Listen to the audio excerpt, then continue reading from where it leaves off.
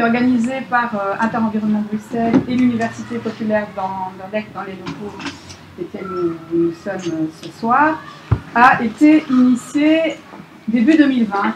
Ce soir, on va démarrer avec une première conférence avec notamment Cécile Vignel qui est là du collectif Rosa Bonheur, le collectif qui a travaillé sur Roubaix.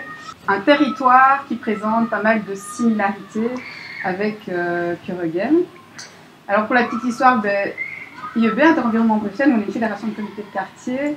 Ce sont des comités de quartier de toute la région bruxelloise, pas uniquement Kuregem, mais en 2014, on a atterri dans ce quartier, au centre Clic, un peu plus loin ici, rue du Chimiste. Et voilà, quand on vient travailler dans un quartier, on observe pas mal de choses. Donc on est habitant encore plus forcément.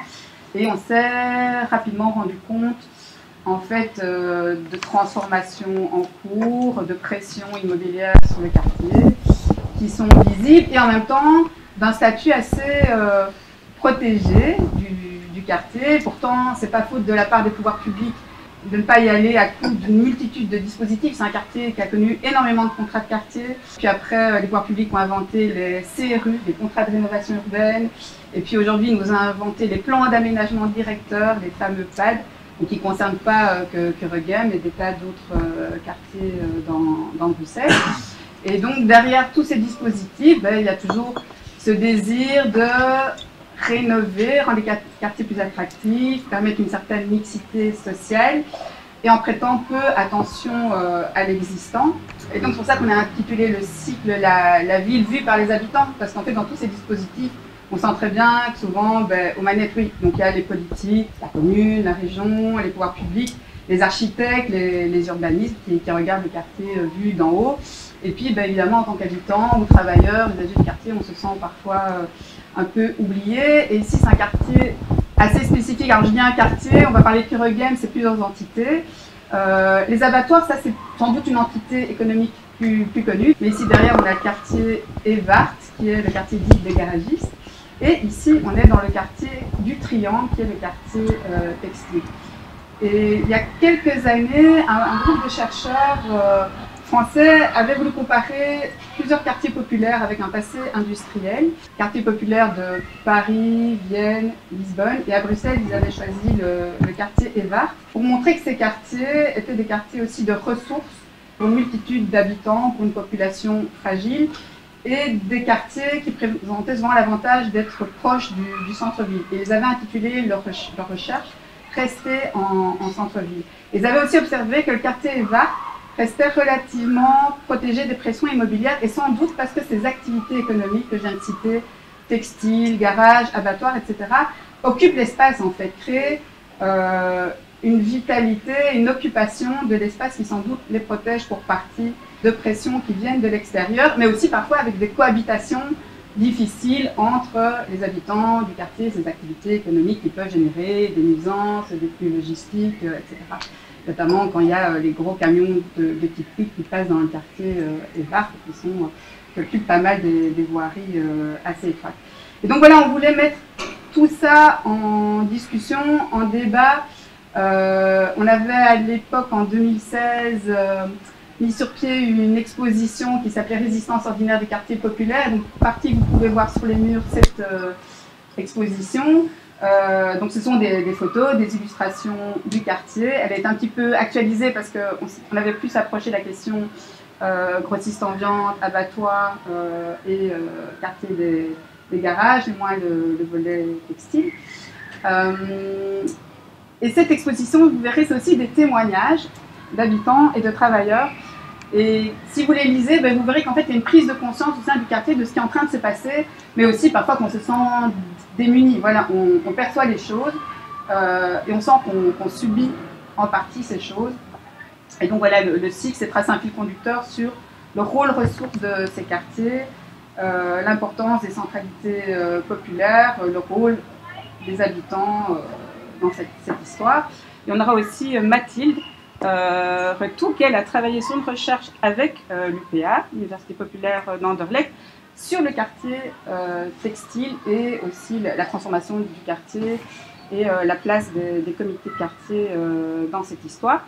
Et là, Et alors bon, je vais vous dire juste que jeudi, il y a la projection d'un documentaire qui s'appelle La pile permis de démolir, qui parle en fait d'un des quartiers, notamment étudié par Cécile Vignal du collectif Rosa Bonheur de Roubaix. Et donc, il y a pas mal de parallèles à faire avec ce qui se passe ici dans le quartier. C'est un processus de rénovation en cours qui, au nom de la dédensification et de la mixité, génère notamment des expropriations, et on voit comment les habitants tentent de s'organiser face à ce rouleau compresseur. Et les réalisateurs, dont Simon Pilal, habite en fait pour partie ici un peu plus loin dans le quartier Évart, sera présent, et donc ça sera l'occasion de discuter avec lui. Et samedi, là nous allons aller dehors, au soleil, faire une balade dans le quartier textile, Triangle et Évart, et puis terminer avec un atelier pour essayer un peu de dépatouiller voilà tout ce qu'on aura récolté pendant ces 3 moments de rencontre. Donc moi, je vais vous présenter une présentation qui s'appelle « Le quartier du Triangle entre textile et mobilisation citoyenne », qui est donc le titre de la première étude. Mais donc je vais bien vous présenter un résumé des 2 études que j'ai réalisées entre octobre 2020 et avril 2021 au sein de l'UPA. Donc je vais vous présenter l'entièreté des études, mais donc bien un best-of, une compilation des meilleurs moments, on pourrait appeler. Je vais vous faire d'un côté un focus sur le quartier du Triangle, où on se trouve ici, qui est à Anderlecht. Mais je vais vous présenter après une réflexion plus générale sur le lien entre les mobilisations citoyennes et la transformation de la ville. Et ce soir, on aura comme fil rouge, comme question fil rouge, comment un comité de quartier peut avoir une influence sur la transformation ou non d'un quartier. Donc déjà, le triangle. Donc vous avez ici, vous reconnaissez Bruxelles, avec en tache jaune pâle Kuregem. Alors Kuregem, c'est un ancien hameau d'Anderlecht. Donc il n'y a pas vraiment de délimitation précise, officielle, mais on a tendance à délimiter Kuregem au nord par le canal Bruxelles-Charleroi, que vous voyez en bleu, et au sud-est par les chemins de fer, donc ici par la gare du Midi, et à l'est par le Pentagone, donc le centre-ville. Donc là, vous avez Kuregem. Et dans Kuregem, vous avez ces petites lignes bleues là que j'ai faites, et vous voyez bien donc, au milieu ici sur le jaune pâle un triangle, le quartier du Triangle, avec la rue Linnander, Crix, Autonomie. Et moi, j'ajoute au quartier du Triangle ce que j'appelle le triangle élargi, les 3 places et squares qui font intersection entre ces 3 rues, le square Pecker, le square de l'Aviation, la place Barra, et la grande rue que vous avez peut-être traversée pour venir ici, la rue Brognier, qui est une rue commerçante structurante du quartier. Alors, le quartier du Triangle présente comme Kuregem, comme l'ensemble de Kuregem plutôt, plusieurs caractéristiques. C'est un quartier jeune, c'est-à-dire que alors que la population bruxelloise est globalement vieillissante, on est quand même sur une population où les tranches d'âge entre 0 et 20 ans sont surreprésentées par rapport à la moyenne régionale. Un quartier multiculturel, avec une proportion importante de personnes ayant des origines ou la nationalité non belge, notamment en provenance d'Afrique du Nord, du Moyen-Orient, la Syrie notamment, et des populations indiennes, pakistanaises et chinoises, j'en parlerai plus tard. C'est un quartier plutôt dense. Kuregem, c'est 20 000 habitants au kilomètre carré contre 7 500 habitants au kilomètre carré pour la moyenne régionale. Un quartier plutôt masculin, d'une part parce que je vous l'ai dit, c'est un quartier jeune et il naît en moyenne plus de garçons que de filles. Donc voilà, ça se retrouve comme ça.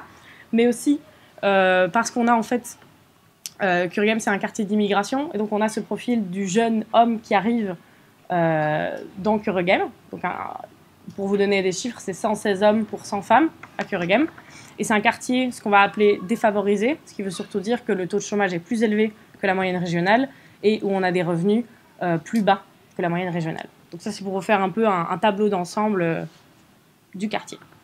Mais le triangle, comme l'a bien dit Claire, présente une particularité toute spécifique. C'est un quartier textile. Donc, un petit historique. 1920, premier début des activités de maroquinerie autour de la communauté juive du quartier, très importante à l'époque. On atteint en 1930 plus de 300 maroquiniers, donc travail du cuir, travail d'accessoires, de ceintures, ce genre de choses. Et après-guerre, on va avoir une spécialisation, donc toujours avec des activités de maroquinerie, mais une spécialisation dans le textile et plus spécifiquement en fait dans la grossisterie de textile. Pourquoi? Parce qu'en fait, on a des troupes américaines qui partent et qui laissent en fait des stocks de textiles rachetés par la communauté juive présente ici, qui va en fait se spécialiser dans le textile.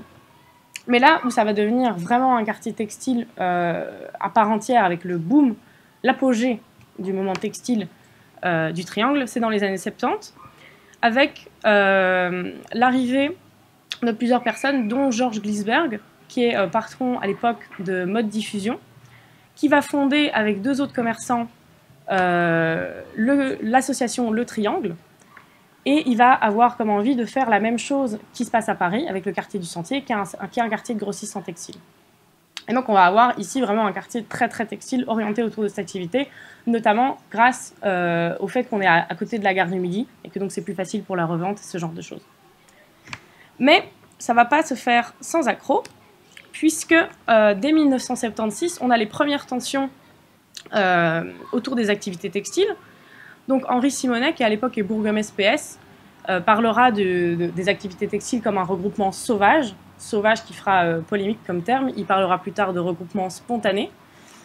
Il dira aussi que le quartier textile, le quartier du Triangle, est le chancre qu'il faut extraire au plus vite de Kuregem. Parce que, en fait, pour les autorités communales, les activités textiles posent problème parce qu'elles font beaucoup de nuisances, ça fait beaucoup de monde, ça fait une grande densité, ça fait beaucoup de va-et-vient avec les camions, et donc ça empêche la tranquillité d'un quartier, ça empêche d'en faire un quartier de logement, un quartier d'habitants. Et aussi, alors ils mettent en avant le fait qu'en fait on a de gros stocks de textiles stockés dans des rez-de-chaussée commerciaux qui ne sont pas vraiment séparés des habitations à l'étage, et donc que ça risque de s'enflammer, voilà, parce qu'en fait on est sur de l'habitat vétuste, où les systèmes électriques sont assez vétustes. Et à ça, les textiliens, donc qui se sont regroupés en diverses associations de commerçants du textile, répondent que le quartier a toujours été mixte, et c'est justement cette mixité, le fait qu'il y ait de l'activité textile, qui en fait un quartier attractif. Voilà. Alors, ces tensions vont s'accélérer en 1977 avec l'élaboration d'un plan particulier d'aménagement, un PPA. Et là, mesure inédite en Belgique jusque-là, la commune veut limiter à 10% les activités de même type par îlot. Donc, c'est-à-dire ne permettre que par îlot qu'il y ait 10% d'activité textile. Hein. C'est ça qui est visé.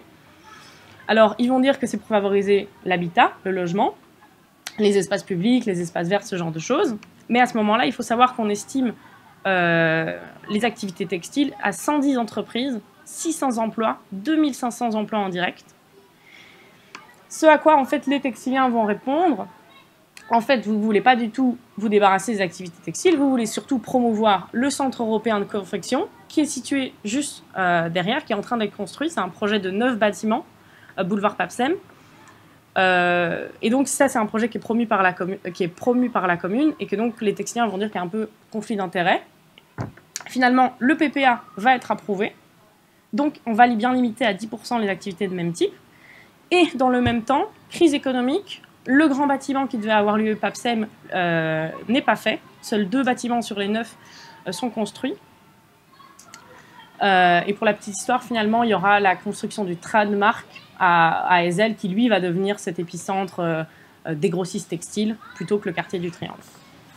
En 1988, la commune fait un peu chemin arrière. Elle approuve un deuxième plan particulier d'aménagement qui lui va plutôt être sur la mixité des fonctions, c'est-à-dire un rez-de-chaussée commercial, des logements en hauteur, parce que c'est très à la mode à ce moment-là de dire qu'on on fait des quartiers un peu mixtes. Voilà.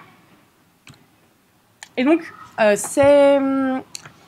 ces tentatives de déstabiliser le commerce du textile, ça se voit dans les chiffres. Donc malheureusement, moi je n'ai pas de données sur le commerce du textile dans les années 70. Si quelqu'un dans la salle en a, je prends. Mais donc, là, ici, on a tout l'ensemble des commerces avant donc, le boom de l'activité textile. Donc on voit qu'il y a quand même un nombre important de commerces. Donc ça, c'est tout confondu. Ici, c'est uniquement le textile. Vous voyez, il y a de la maroquinerie, de la mercerie, des vêtements, lingerie, tout ça. Donc on a une activité. Et donc malheureusement, je n'ai pas les données quand justement on a énormément d'activités textiles.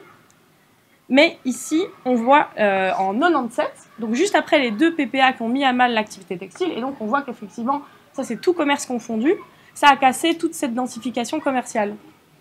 Et alors vous ne le voyez pas sur la carte, mais je vous le dis et vous devez me croire. il n'y a que 2 types de magasins textiles, une maroquinerie et un magasin de type vêtements, grossiste toujours. Mais ce qui est intéressant de voir, c'est cette carte-ci, qui est le commerce du Triangle en 2017, uniquement textile. Et donc on voit qu'on a un redynamisme commercial très fort, surtout sur la rue Brognier. Donc peut-être que vous l'avez emprunté, ça se voit extrêmement fort. Alors les données sont quand même à prendre, c'est des relevés de terrain. C'est pas moi qui les ai faits, donc c'est quand même à prendre avec des pincettes parce que je m'explique pas tout à fait pourquoi on n'a aucun commerce sur la rue Lambert-Crix et Limnander alors qu'il y en a. Mais donc on voit quand même que la dynamique générale, c'est quand même qu'on a un grand redynamisme commercial sur cette zone. Pourquoi? Bonne question. Parce que, alors c'est expliqué en partie parce qu'on a des nouvelles populations qui sont installées, des populations chinoises, indiennes et pakistanaises, surtout chinoises et pakistanaises, depuis le début des années 2000. Et d'ailleurs, ça se voit sur les devantures ici. Et en fait, elles ont repris du commerce en gros textile, puisqu'aujourd'hui, 60% des commerces sur la zone, donc de la carte que je vous ai montrée, c'est du textile. Mais on a aussi une nouvelle spécialisation, on a aussi des nouveaux commerces en électronique, en bijoux, en bazar. Je dis ça pas péjorativement, hein, mais c'est donc des objets divers, on va dire. Et ce qui est intéressant, c'est que c'est toujours pas des magasins particuliers, des magasins du commerce de détail, c'est toujours de l'activité grossiste. Toujours, à mon avis, grâce à la gare du Midi, qui reste quand même un pôle de transport important. Et là où ça devient très intéressant, c'est qu'on est donc 50 ans plus tard, après tout ce que je viens de vous expliquer, et qu'on a en fait aujourd'hui des nouvelles tensions entre commerçants et pouvoir public. Et donc ici, je vais vous expliquer ce que j'ai étudié sur le comité de quartier Triangle Packer et comment on est toujours sur cette réflexion de qu'est-ce qu'une ville, quelles activités on veut dans la ville, quelle place pour les activités économiques, quelle place pour la ville productive. Donc, en avril 2021, donc premier confinement, l'échevine de la mobilité propose de faire du triangle ce qu'elle va appeler une zone apaisée, c'est-à-dire une zone où on peut rouler à 20 km/h, dans l'espoir de la rendre plus piétonne et plus mixte en termes de mobilité. Et donc pour ça, elle va installer des bacs à fleurs, que vous voyez ici. Et donc, il faut imaginer que vous êtes, je ne sais pas si ça se voit bien sur la photo, mais il faut imaginer que vous êtes une voiture et que pour rentrer, vous allez faire une sorte de zigzag, quoi.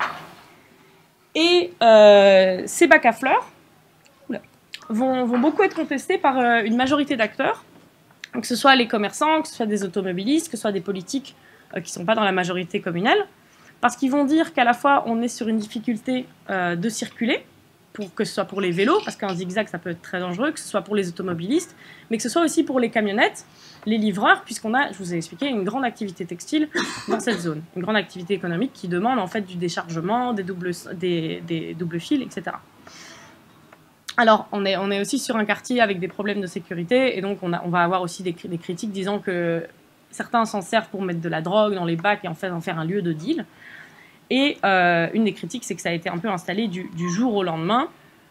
L'échevine avait dit que ce serait une mesure temporaire. À l'heure où on parle, c'est toujours une zone 20. Ici, c'est toujours une zone apaisée. Donc voilà. Donc ça, c'est pour ce qui s'est passé. Et cet événement a été déclencheur de la création du comité Triangle Packer.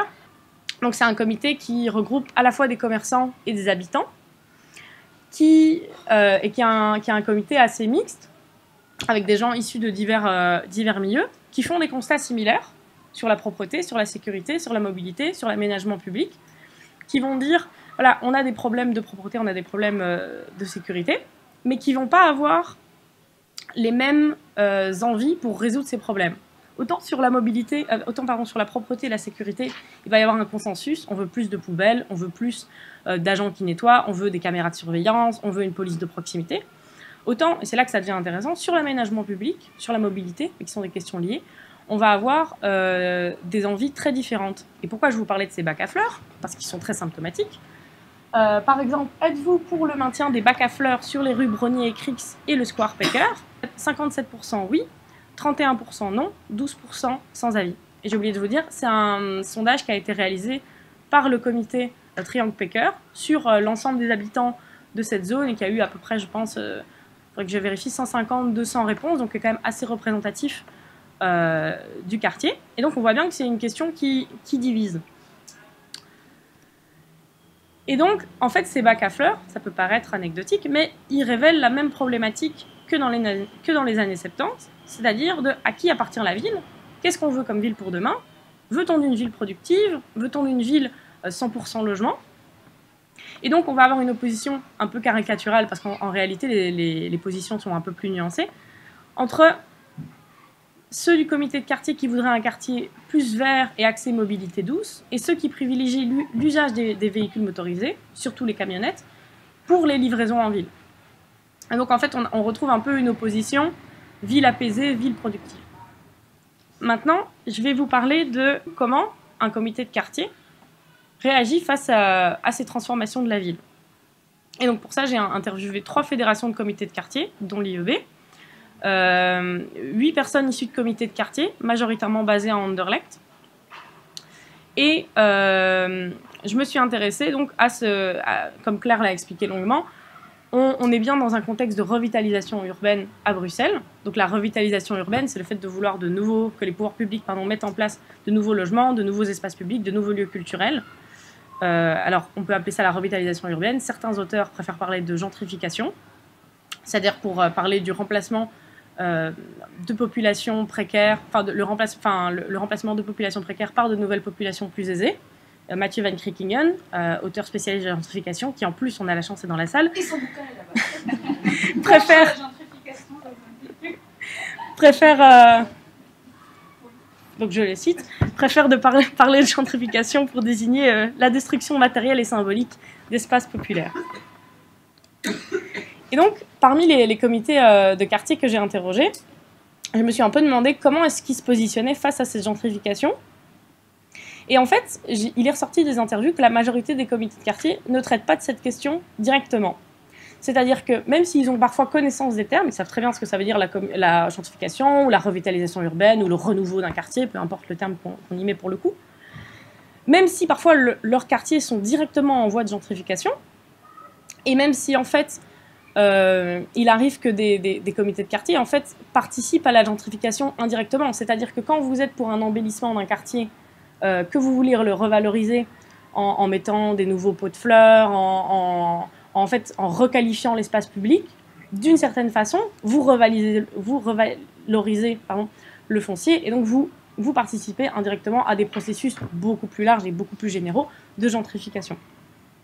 Mais en fait, ce qui est surtout ressorti, c'était surtout que la lutte contre la gentrification n'est pas leur priorité, parce que déjà c'est quelque chose d'un peu abstrait, et une des interviewées me disait, mais c'est parce qu'en fait, qui avait bien conscience de ce qu'était la gentrification, et qui trouvait d'ailleurs que c'était un problème, me disait, mais en fait ce qui nous réunissait, c'était pas ça, c'était le fait de pouvoir lutter sur des problèmes concrets, comme la propreté, comme la sécurité, qui sont des choses qui nous rassemblent et qu'on avait besoin de traiter à ce moment-là. Donc voilà. Et donc, et je finirai là-dessus, en conclusion, c'est ma question fil rouge du premier slide, rappelez-vous, est-ce que les comités de quartier transforment la ville? Est-ce qu'ils ont un impact sur la ville? Alors, oui, c'est sûr, parce qu'en se réunissant, en portant des revendications spécifiques sur le quartier, ils ont une influence indéniable sur la transformation des quartiers et des espaces publics. Ils ont ce que j'ai appelé, ils ont un pouvoir interactionniste, c'est-à-dire qu'ils vont faire à la commune des choix sur l'espace public qu'elle n'aurait pas fait s'ils n'avaient pas été là. Un des interviewés me disait, s'il n'y avait pas les comités de quartier, on serait quelque part un peu lésés. Mais, cependant, moi, des observations et des interviews que j'ai pu mener, les comités de quartier, pour moi, transforment la ville plutôt à l'échelle locale, c'est-à-dire en participant à des initiatives ou en forçant la commune à faire ces initiatives, par exemple en réparant les trottoirs, en faisant installer du mobilier urbain, des bancs, en faisant des potagers urbains, ce genre de choses, mais ils ne vont pas avoir un impact à l'échelle régionale. Pourquoi? Parce que pour l'habitant, ça va être plus facile de se projeter directement sur sa réalité concrète, mais aussi parce que pour le pouvoir public, c'est beaucoup plus facile d'accepter de refaire un trottoir qui lui appartient, une voirie communale, que de commencer à agir sur une voirie qui, par exemple, serait régionale ou sur des choses en fait, qui dépassent ses compétences. Merci beaucoup, merci Martin, et puis merci pour l'invitation. Donc oui, je viens parler seule, mais effectivement, nous sommes un collectif de chercheurs, de sociologues et un urbaniste qui avons travaillé pendant plusieurs années sur cette enquête ethnographique au long cours qu'on a menée dans la ville de Roubaix. Donc les collègues s'excusent de ne pas pouvoir être là, on ne peut pas toujours se déplacer, on est pas tout à fait comme un groupe de rock, mais un peu quand même, en tout cas à certains moments on y arrive. Donc je vais essayer de présenter non pas toute la recherche, mais quelques éléments qui puissent faire écho à ce que vient de présenter Mathilde et à votre intérêt pour le quartier de Kuringen, puisque Martin, tu l'as dit, il y a pas mal de ponts, de parallèles, même si on ne peut pas tout transposer, et de questionnements surtout sur la ville et sur le travail qu'on a essayé de mener et qui peut vous intéresser. Alors cette recherche, pour simplifier la question qu'on s'est posée et qu'on essaye de traiter dans le livre, c'est de regarder non pas la ville seulement, mais d'abord ce que font les gens qui la peuplent, de ce que font les gens qui sont réputés comme inactifs, assistés, dépendants des revenus d'assistance ou au chômage, donc dépendants de revenus précaires. Que font ces gens dont on dit qu'ils ne font rien dans la réalité de leur vie ordinaire, quotidienne? Donc là, on va d'abord s'intéresser dans notre approche de terrain sur la vie quotidienne et pas les mobilisations, pas les moments exceptionnels en quelque sorte, mais qu'est-ce qui fait que ça tient, ou qu'est-ce qui fait qu'on subsiste, qu'on survit dans des quartiers populaires et des villes pauvres. Donc c'est pour ça que le titre de La ville vue d'en bas prend le point de vue des habitants, non pas... On ne la regarde pas de haut, mais au contraire, on la regarde à partir du quotidien des gens qu'on a suivis, qui nous ont raconté ou qu'on a observés. Et surtout en regardant les choses non plus en creux, en négatif, c'est-à-dire parce qu'ils n'ont pas de travail ou parce qu'ils n'ont pas assez de logement ou pas assez de ressources, mais parce qu'ils ont en positif, ce qu'ils font vraiment. Donc c'était vraiment, et c'est ça qu'on essaye de transmettre dans le livre, c'est un déplacement du regard qui est souvent porté par les institutions publiques qui, souvent en voulant construire des catégories pour même aider des populations défavorisées, on gomme en réalité des rapports sociaux qui ont produit ces inégalités. Donc on va essayer de déconstruire des catégories en fait qui sont celles des statistiques que je vais vous montrer d'emblée, qui caractérisent cette ville. Alors Roubaix, j'ai oublié de mettre une carte, mais c'est une ville à la frontière franco-belge qui fait partie de l'agglomération de Lille, qui est composée aujourd'hui, donc là c'est les statistiques actuelles, d'un peuple qui a toujours un peuplement très populaire, d'ouvriers et d'employés, mais qui sont marqués par un taux de chômage très élevé, au niveau d'un tiers quasiment, mais aussi un taux d'inactivité qui est lui aussi très élevé, qui signale en fait une expulsion en dehors du marché du travail de personnes aux âges d'être actifs, et puis qui est caractérisé par son niveau de pauvreté qui est parmi l'un des plus élevés de France, enfin ça dépend des années, mais qui est repéré et stigmatisé pour cela. Alors tu l'as dit Martin, Roubaix, c'est une ville pauvre aujourd'hui, majoritairement, mais très riche historiquement, et qui en garde les traces. Donc là, c'est des indicateurs d'inégalité de revenus qui sont parmi les plus élevés de France, et dans sa population et dans une partie de ses territoires, subsiste la bourgeoisie issue de cette industrie, de cette mono-industrie textile, là pour le coup, qui était plutôt sur le traitement de la laine, un peu de coton et de soie, mais surtout de la laine à Roubaix, et qui a fait la spécialité et la richesse de Roubaix, dont on voit je vous ai mis quelques photos pour vous rendre compte de cet habitat à la fois bourgeois, de ces anciennes industries transformées ou ateliers transformés aujourd'hui en loft, ou encore d'anciennes usines transformées en lieux culturels, et la piscine donc municipale qui était un des fleurons de la politique des maires de Roubaix, qui était des maires socialistes pendant pratiquement 100 ans et qui ont fait de Roubaix un des laboratoires du socialisme municipal français, c'est-à-dire des ressources politiques données à sa population par des infrastructures, des établissements d'hygiène, etc., qui venaient compenser en fait l'exploitation usinière dans les usines textiles. Mais donc, c'est à la fois une ville très riche, beaucoup plus puissante que Lille, paradoxalement à l'époque, au début du XXe siècle, qui va accueillir la bourse de la laine, par exemple, la bourse nationale de la laine, et qui va péricliter à partir des années 60, de la fin des années 60, et connaître une désindustrialisation quasiment complète pour le textile, jusqu'au milieu des années 2000. Mais le gros des licenciements se font dans les générations, dans les années 1970 et 80, qui vont produire donc cette mise au chômage des mondes ouvriers et la désindustrialisation physique, les friches industrielles. Là, je vous ai mis une des dernières grandes usines qui a été détruite, donc elle n'existe plus sur les sites de Roubaix, et l'habitat qui perdure, pour le coup, de l'habitat ouvrier historique, construit dans le sillage de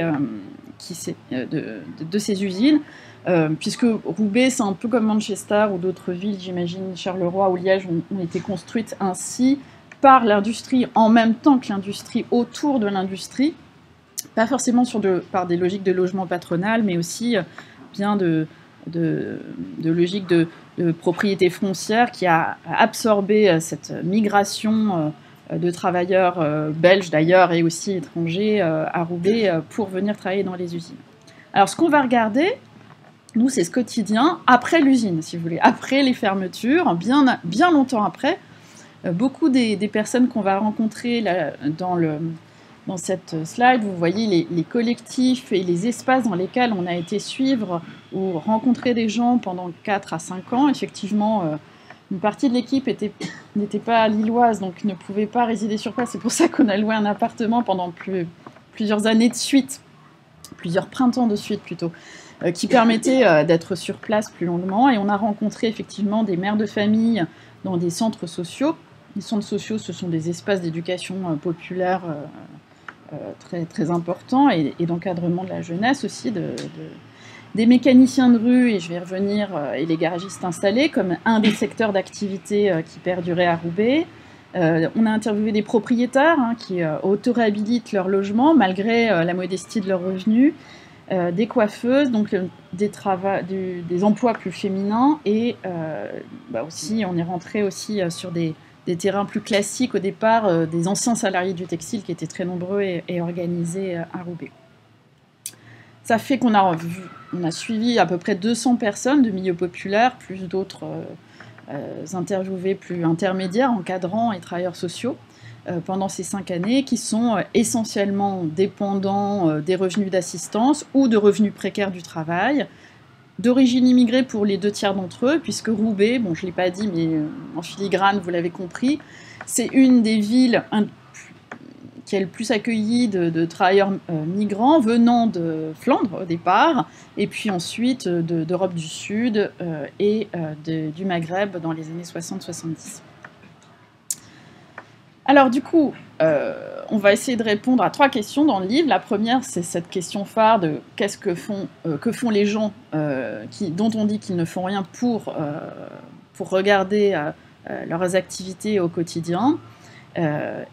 Cette notion de subsistance va nous apparaître dès les premières déambulations, avec un exemple là qui est derrière moi dans la photographie, que en fait, malgré le déclin de l'industrie, eh bien, les gens, on s'est rendu compte qu'ils travaillaient, mais qu'ils travaillaient de manière plus informelle et sans doute pas instituée par le salariat. Les petites affichettes qui vendent des biens autoproduits ou des biens de seconde main, là c'est des chaussures, des vêtements et autres, ont été un des indices des manières de récupérer des formes de petits revenus, non pas de substitution mais de complément. Et autre facteur qui nous a paru dès les premiers moments de l'enquête, des formes de travail informel là beaucoup plus visibles dans la rue, sous la forme du travail de la mécanique automobile, nous sont apparus comme étant importants. Donc on a suivi pendant plusieurs années, je vais m'arrêter sur cet exemple des mécaniciens, des mécanos de rue qu'on a interviewés, qu'on a suivis, dont on a aussi essayé de comprendre les liens avec l'activité du secteur automobile formel, hein, les garages installés, les garages de marques automobiles, etc. Et on a compris qu'en fait, tout un système d'économie marchande, mais non formalisé, non légalisé, existait à Roubaix parce qu'il permettait de de qualifier en fait des compétences que les hommes essentiellement avaient ou apprenaient sur le terrain, dans le quartier, ou avaient eu à l'usine et pouvaient transformer sur ce service de la réparation automobile qui se faisait à des prix bien plus bas que le prix de la réparation dans un garage installé, et qui remplissait ainsi le besoin de travail de la personne et en même temps le besoin de consommation de la réparation automobile des habitants qu'on ne peut pas se payer sinon en dehors. Alors je ne l'ai pas dit, mais à Roubaix, c'est important d'avoir une voiture pour des raisons d'accès à l'emploi, notamment si vous voulez aller en Belgique travailler, ce qui est un des motifs importants et un des moyens de retrouver encore de l'emploi ouvrier, c'est paradoxalement de passer la frontière. Donc la voiture a une importance et un coût important. Et on a essayé de comprendre comment ça se passe dans la rue, quels effets de réputation on doit maintenir pour être un bon mécanicien et pour demeurer un mécanicien, un peu en reprenant là, les logiques d'analyse de service, hein, comme on a des bonnes réputations de médecins par exemple, hein, qu'on se passe en bouche à oreille, et comment en fait tout ce système de l'économie, de la mécanique de rue est connecté à un système beaucoup plus formel, installé, des concessionnaires de vente de voitures d'occasion, et tout ça permettant au système économique de l'automobile de fonctionner. Roubaix étant historiquement une place importante pour l'automobile parce qu'à la frontière belge et parce qu'historiquement l'achat de voitures d'occasion se faisait plutôt en Belgique pour les ramener ensuite en France. Donc cette centralité économique, elle n'est pas instituée, elle n'est jamais pensée comme telle par les pouvoirs publics et elle est plus ou moins réprimée, j'y reviendrai. Et elle va l'être pendant le terrain de l'enquête, puisqu'on va commencer, je ne sais plus si je l'ai mis dans la slide, dans les années 2010-2011, avant que des plans de rénovation urbaine se fassent. Et donc, ces deux exemples, celui de la vente de petits objets à partir du domicile ou celui du travail de mécanique de rue, il y en a d'autres sur la réhabilitation du logement, enfin je ne multiplie pas, mais nous ont fait penser qu'en fait, l'ensemble de ces activités pouvaient être qualifiées de travail au sens plein du terme, même si ce n'est pas formellement pensé comme tel par ceux qui les réalisent, et qu'on a repris une notion qui n'était pas de nous, mais d'une sociologue qui s'appelle Maria Meiss, que c'était un travail de subsistance, c'est-à-dire orienté par le besoin de subsistance, donc soit de revenus, de produire des revenus, soit de produire des biens, des services, remplir en fait des besoins que ni le marché du travail, ni l'état social ne remplissent complètement. Et du coup, ce petit schéma, il vient, je ne sais pas si vous le voyez d'ailleurs, vous arrivez à lire, il vient en fait résumer toutes ces facettes du travail de subsistance qui nous est apparu comme remplissant l'ensemble du temps quotidien, bien au-delà de ce que fait le travail salarié chez les salariés. Le travail de subsistance n'a pas de fin puisqu'il comporte autant les activités marchandes, c'est celles qui sont en bleu sur une partie du schéma, qui nécessitent un échange marchand, que ce soit dans le salariat, l'activité indépendante, mais aussi dans le travail informel de rue, d'échange de services, de payer de la main à la main, etc.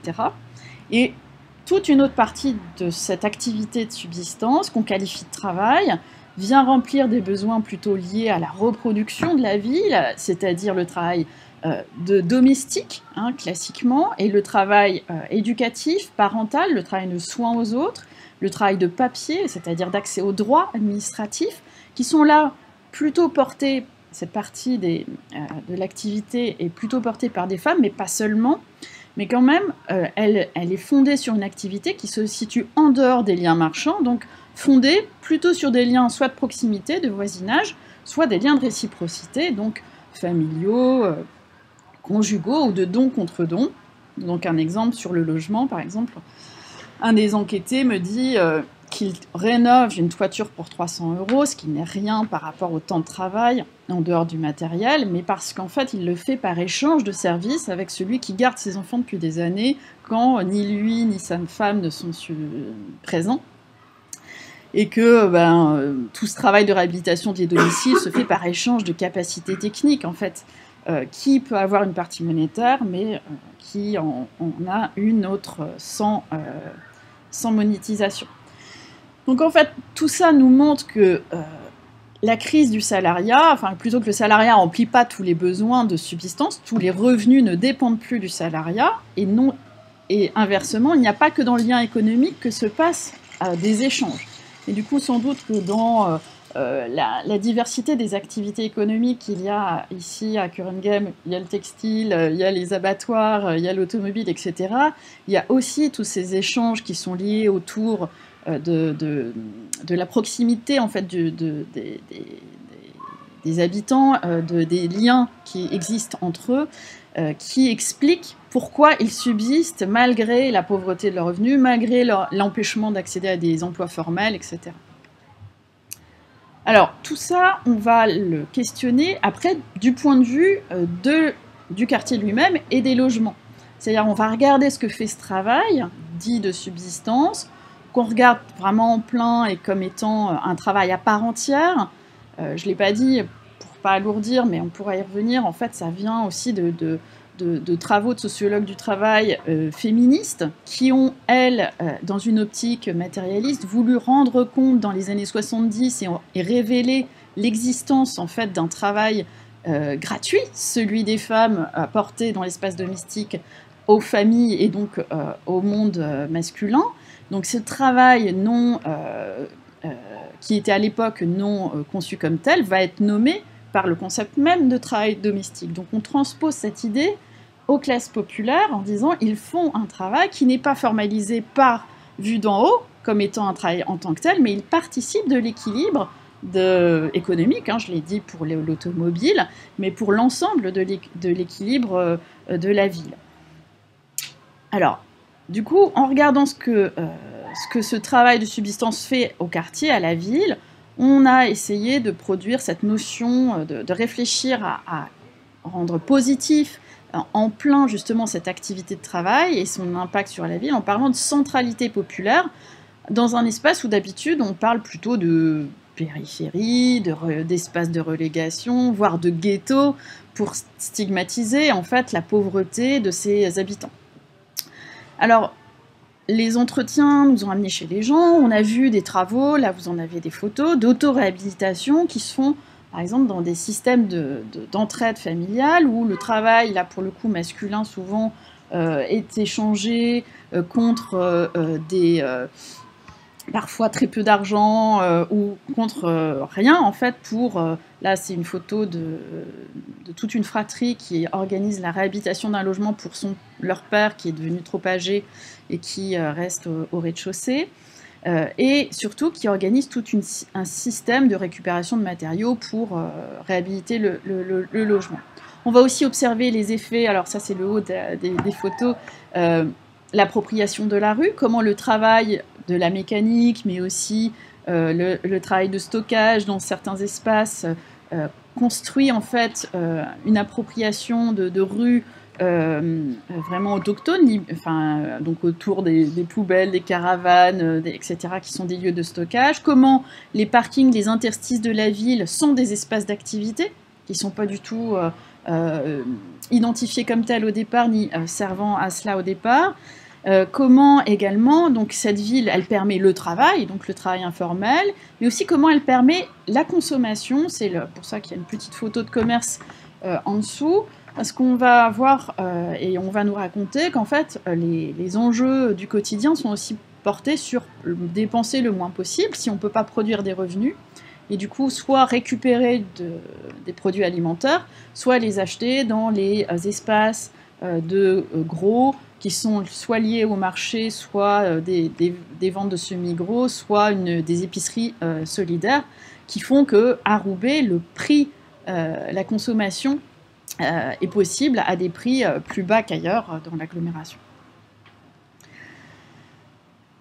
Mais alors du coup, cette centralité populaire, elle a des fonctions en quelque sorte. C'est un espace qui permet le travail, qui permet la consommation, puis qui permet de se loger. Et c'est peut-être ça le point de départ, c'est qu'on arrive à Roubaix souvent historiquement par le travail, mais aujourd'hui parce que c'est là qu'on peut se loger le moins cher dans l'agglomération de Lille, parce que les prix immobiliers et le déclin industriel a fait que mais il y a eu un déclin démographique de la ville qui a fait que des logements vacants, dégradés, etc. étaient accessibles à très peu cher et a donc permis à beaucoup de populations d'être hébergées, puis d'être locataires, voire de devenir propriétaires, et c'est cela qu'on va suivre. Mais cet habitat populaire, au sens strict du terme, et qui était un bâti certes dégradé et qui nécessitait des réhabilitations, permettait ce peuplement, va faire l'objet d'une dispute, là aussi, de forme de rénovation urbaine, telle que vous les connaissez ici. Et on va le suivre au fil du temps. C'est-à-dire qu'on commence en 2011, et un plan de rénovation urbaine va être voté, de mémoire, en 2012-13, et va être rendu public en 2014, date à laquelle va commencer des mobilisations de collectifs d'habitants dont vous allez voir justement une partie de leur activité, de leur résistance face à une rénovation qui a imposé la destruction de certains logements. Dans le film que vous verrez jeudi, donc Pile permis de démolir. Pile, c'est le nom du quartier dans lequel on va beaucoup suivre les mécaniciens de rue, donc le parallèle est parfait.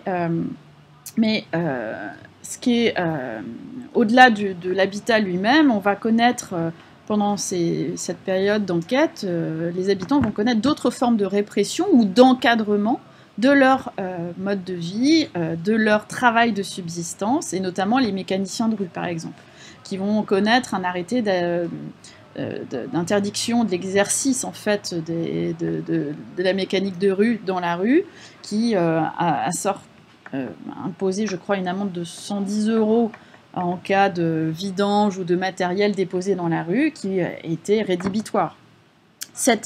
Alors, vous ne le voyez pas, mais il y a trois titres de la presse locale qui relatent des mobilisations autour de questions qui relèvent de ce travail de subsistance, de l'ordinaire, c'est-à-dire une crèche qui devait être privatisée et qui était jusqu'alors autogérée par les habitants d'un centre social, des mécaniciens de rue qui subissent donc l'interdiction, mais aussi la rénovation urbaine du quartier du Pile qui exproprie une partie des propriétaires issus de ces milieux ouvriers modestes qui avaient là tous leurs liens et toute cette intrication positive entre ressources locales et habitat.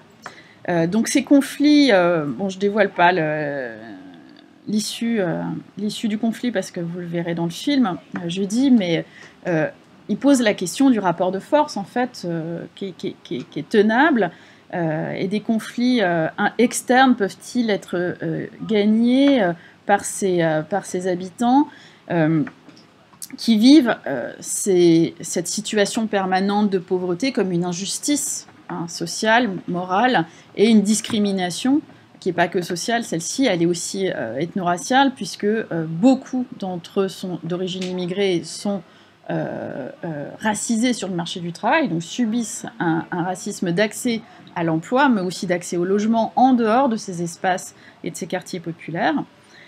Et subissent aussi des conflits internes aux milieux sociaux populaires, puisque cette centralité populaire, elle n'est pas toute rose, loin de là, et dans le livre on le décrit longuement.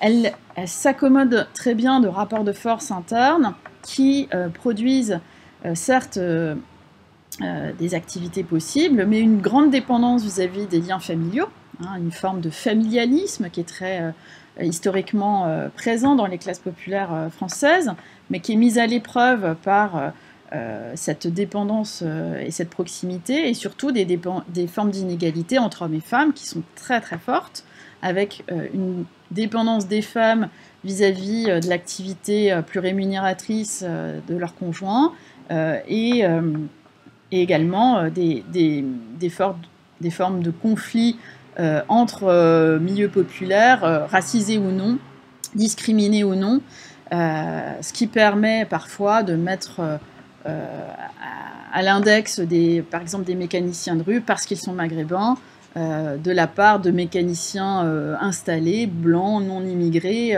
du quartier. Donc des disputes en fait qui se jouent dans cet espace et au cours de ce travail de subsistance. Et bon, tout ça, ça peut faire écho avec ce que vous voyez ici à Curranghem, et aussi une dernière question qui peut se poser, qu'on doit se poser, je pense, quand on veut travailler sur les enjeux de gentrification et de projets urbains, c'est de comprendre quelle est la valeur et quelle est la symbolique en fait de toutes ces activités, c'est-à-dire en quoi les milieux populaires qui travaillent sans être reconnus dans ce travail comme tel, qui subsistent dans ces espaces, produisent de la valeur. En fait, il y a une valeur qui n'est pas forcément marchande, mais une valeur morale. Donc c'est la question qu'on se pose à la fin du livre et qu'on décrit sous la notion d'économie morale populaire, c'est-à-dire que si l'aspect économique des activités décrit une forme d'économie populaire urbaine avec une place importante de l'informalité, parce que par nécessité, par absence d'accès au salariat, c'est aussi que se passent pendant ces activités des constructions de fierté, d'honneur, en fait, de valeur autour du travail, qui nous sont largement décrites, où les gens racontent longuement qu'ils aient ce qu'est un bon travail et ce qu'est un mauvais travail, et qu'il faut faire un bon travail, donc que l'idée de bien travailler, de faire un travail honnête, qui rende service, etc., et qui soit de qualité, est sans cesse répété, et qui vient là jouer un rôle de retournement du stigmate qui leur est renvoyé, puisque pour les statistiques publiques, ils sont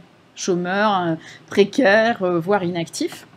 Et donc, c'est constitué dans leur discours, ce qui pourrait sembler être une culture populaire qui serait indépendante donc, du marché, ou qui serait connectée mais pas complètement dépendante du marché du travail, et donc qui pourrait être qualifiée d'économie morale, qui pour autant ne veut pas dire qu'il n'y a pas d'enjeu de dispute interne et d'inégalité entre hommes, femmes et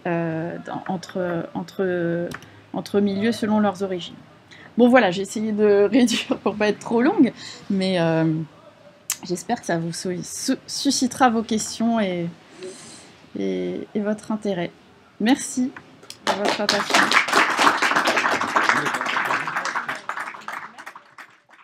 Donc un immense merci pour la présentation.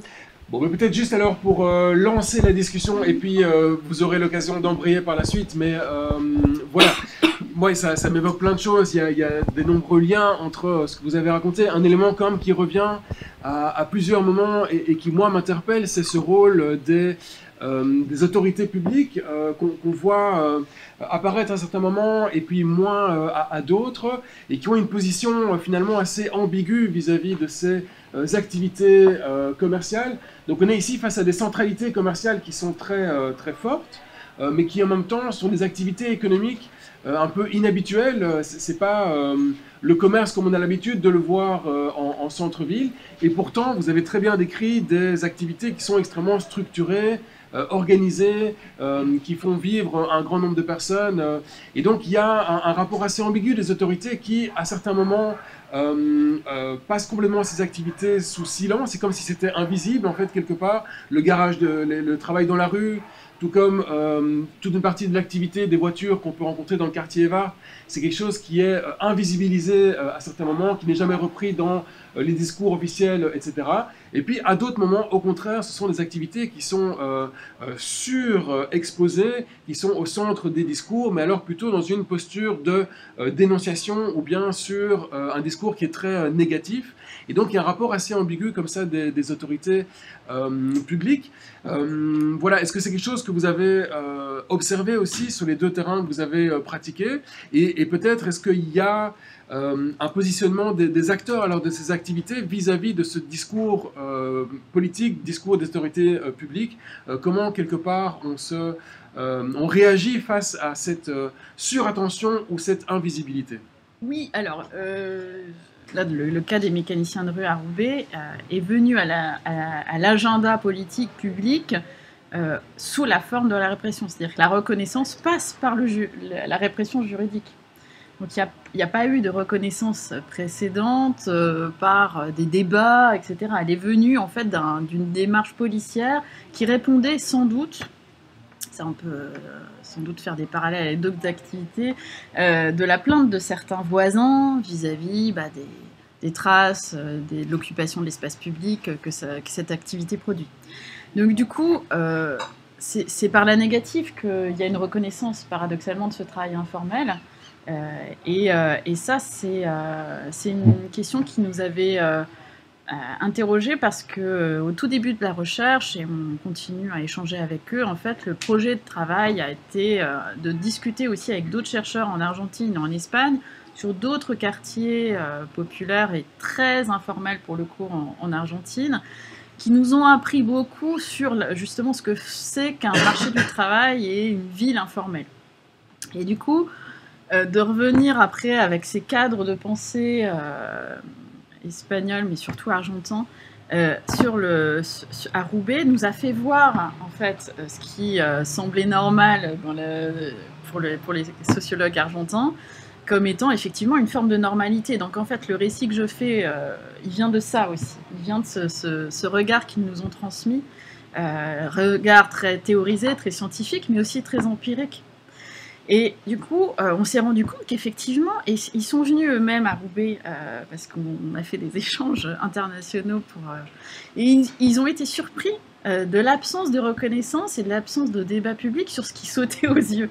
Par exemple, donc la mécanique, mais aussi par exemple les luttes passées à Roubaix qui ont été nombreuses dans le champ du travail, les grèves, mais aussi les luttes urbaines autour du quartier de l'Almagar qui avait fait l'objet d'un contre-projet qui est aujourd'hui, qui a été réalisé contre un projet de la municipalité de Roubaix de l'époque, qui a finalement vu le jour sous une forme de coproduction entre le premier atelier populaire d'urbanisme à Roubaix et des architectes, des habitants, etc.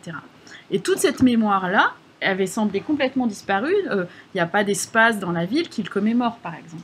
Alors que ils savaient, on leur avait raconté que c'était fondateur, que c'était même peut-être le début d'une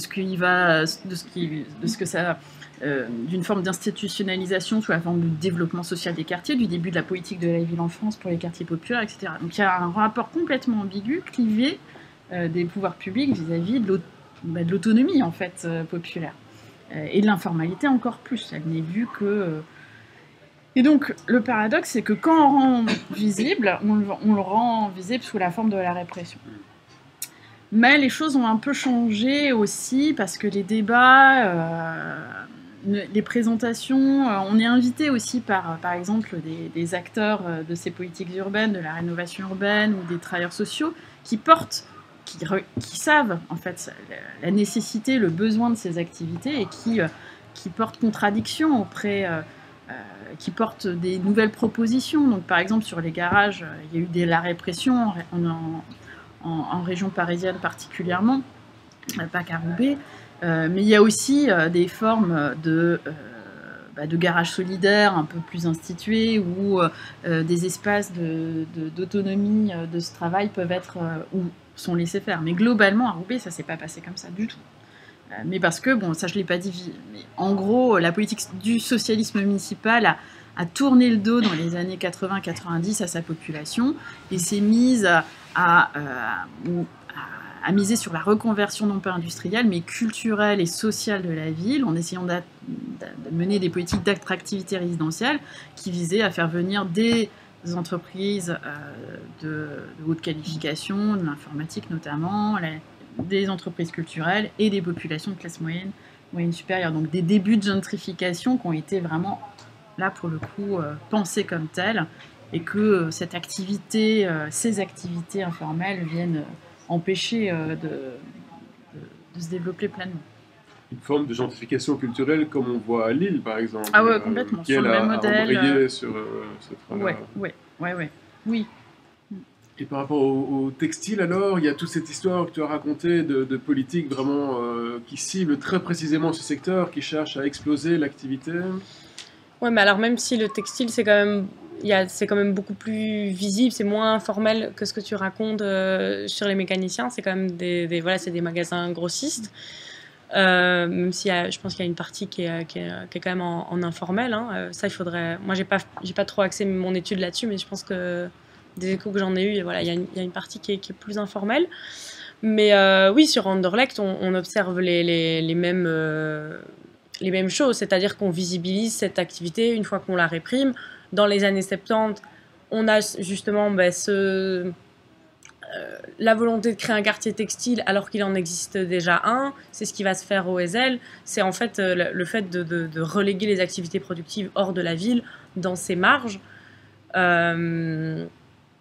Et par exemple, moi j'avais une interview avec la ministre de la Mobilité et de l'Aménagement, la ministre, pardon, Leschwin, de la Mobilité et de l'Aménagement public à Anderlecht, qui me disait, en parlant de Cureghem de manière générale, pas forcément du Triangle, qui me disait, ben voilà, quand on va avoir le plan régional de mobilité, on va déjà y voir plus clair, quoi. On va apaiser, on va calmer tout ça et on va voilà, voir l'espace public. Et donc ça pose effectivement les questions que tu as beaucoup abordées de ben, à qui est l'espace public, effectivement, quelles sont les activités visibles, invisibles et qu'est-ce qu'on veut faire de l'espace public. Okay. Alors, le textile joue un rôle important quand même dans toute cette histoire sur vos deux terrains. Et puis le textile, c'est vraiment un élément qui est emblématique aussi de toute l'industrialisation. C'est un des premiers secteurs qui a été mécanisé et donc qui a été fer de lance des grands bassins industriels dans le nord de la France, et puis voilà, qui aujourd'hui est aussi un des secteurs qui a embrayé le plus rapidement sur la globalisation avec la production qui est largement envoyée à l'étranger. Mais donc on a là un secteur qui est très révélateur des transformations plus générales de ce monde et puis du capitalisme, de la façon dont le capitalisme avance. Comment ce textile, quelque part, joue un rôle sur vos terrains, continue à marquer les terrains sur lesquels vous travaillez? Ça a complètement disparu à Roubaix ou bien il y a encore une histoire forte là autour? À Roubaix, ça a complètement disparu. La dernière usine textile ferme en 2005. Ok. Non, c'est vraiment l'histoire d'une désindustrialisation complète et d'une ville qui avait une mono-industrie, quasiment. Par contre, dans les projets urbains de requalification, de renouvellement urbain, remettez tous les que vous voulez, il y a eu une tentative de redévelopper une filière textile innovant, de luxe, voilà. Et donc, ça a été construit sur une zone industrielle qui est la zone de l'Union. Et si vous voulez un cas d'école d'un projet qui ne marche pas, il faut regarder la zone de l'Union à Roubaix-Tourcoing, qui a construit le CETI, là, le centre des entreprises, du travail, du textile et de l'innovation, quelque chose comme ça, qui a été soutenu à coup de subsides publics, mais qui n'embraye pas particulièrement sur une production. Et de toute façon, n'a pas embrayé sur un écosystème d'entreprise derrière.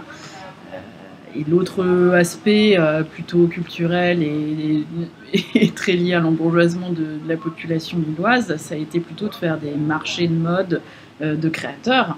Et donc là, c'est une autre histoire, c'est l'histoire de la création, du stylisme qualifié, mais c'est plus l'histoire de la production.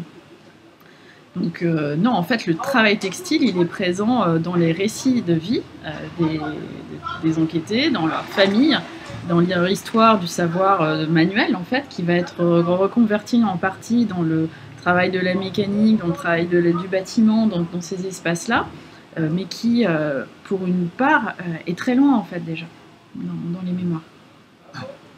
En fait, le textile a disparu, mais il est revenu sous des formes non plus visibles telles que l'activité productive, mais sous la forme de la reconversion de ces capitaux textiles, puisque ces usines, j'en ai pas fait l'histoire en détail, mais en fait elles ont été très tôt fermées par certains des grands propriétaires, des grandes familles, pour reconvertir une partie du capital. Donc si les ouvriers ont perdu leur tout, en fait leur emploi.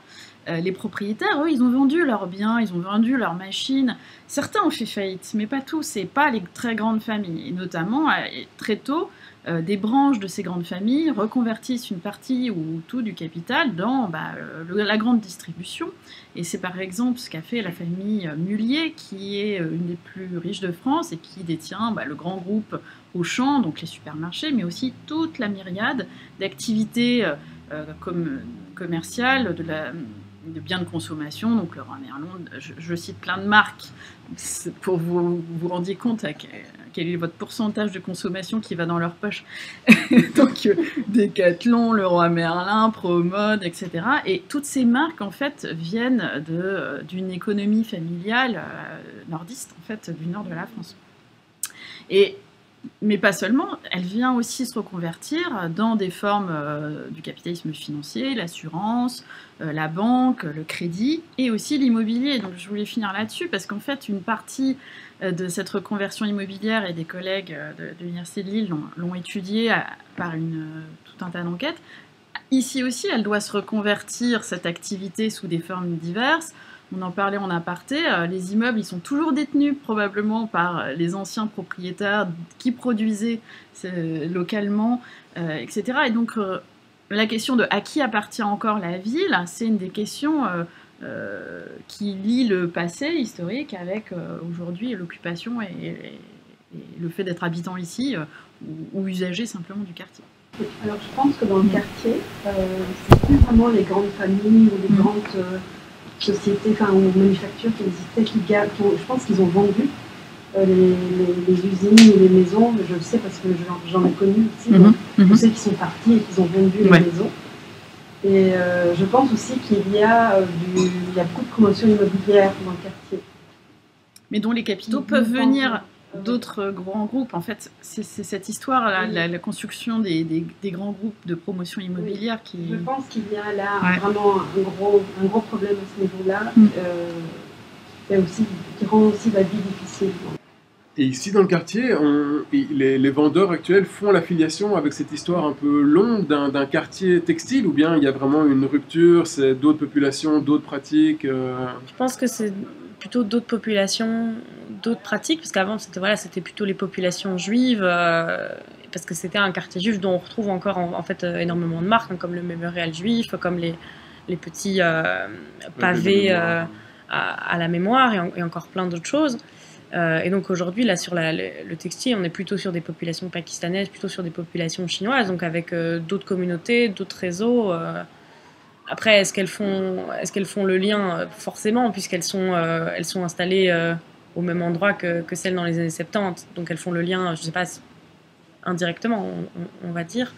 Mais moi, j'ai l'impression que, pour le coup, la région n'est pas trop focalisée sur les activités textiles ici, mais plutôt sur une rénovation globale de Kuregem, et d'en faire une zone plus attractive, plus apaisée, plus de requalification plutôt de l'espace public, plutôt que qui va passer évidemment par un changement dans les activités productives. Mais j'ai pas l'impression, mais peut-être je me trompe, qu'il y a une réflexion sur les activités productives du textile. Je sais qu'aux abattoirs, sur les voitures, ça, il y a une grande réflexion, mais ici sur les textiles, j'ai l'impression que la réflexion n'est pas encore venue. Je me demandais, comme madame me disait que vous habitiez le quartier de longue date et donc vous avez assisté à cette évolution. Donc moi j'étais un peu curieuse. Est-ce que vous êtes d'accord de parler dans le micro pour que tout le monde vous entende? Je trouvais intéressant d'avoir votre... Moi j'ai vécu ici jusque dans les années 2000 et puis je suis partie dans d'autres quartiers bruxellois, puis dans d'autres pays différents, et puis je suis revenue en 2019. Mais bon, j'ai toujours un lien ici parce que ma mère habite toujours rue de Fienne, donc je suis toujours revenue dans le quartier, donc je connais le quartier, je le connais bien, je l'ai vu évoluer, je l'ai vu changer, je l'ai vu... Et par rapport à ce que vous dites, je pense qu'il y a vraiment une nette différence entre avant 2000 et maintenant par rapport au textile.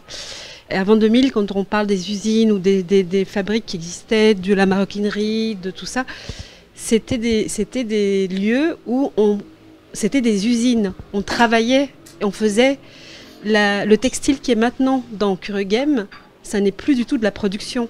Ça n'est que de la vente. Ça vient de Chine, ça vient d'Inde, ça vient du Pakistan.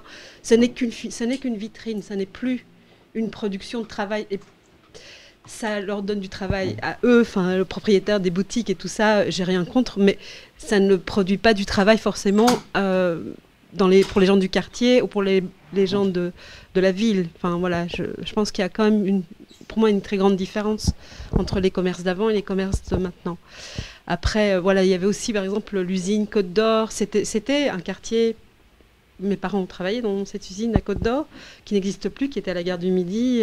Donc il y avait vraiment beaucoup, effectivement, d'industrie, mais il y avait aussi cette cohabitation entre habitants et manufactures et usines, et tout ça. Donc, parce que mes parents habitaient dans le quartier, ils travaillaient à Côte d'Or, et puis on connaissait les voisins, enfin, et d'autres gens dans la famille, des oncles, des tantes, d'autres personnes qui vivaient aussi dans le quartier et puis qui, voilà, travaillaient dans le quartier. Donc, il y avait une cohabitation entre le lieu de travail et l'habitat, un peu comme à Roubaix, avec autour de ces maisons ouvrières, même si à l'époque, c'était pas forcément des maisons ouvrières, parce qu'elles étaient déjà là.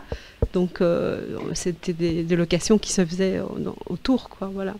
Donc je travaille ici dans la maison médicale et je voudrais embrayer sur ce que madame disait par rapport au public. Il faut vraiment faire une distinction entre les gens qui travaillent et les gens qui viennent ici et vivent ici. C'est pas du tout les mêmes.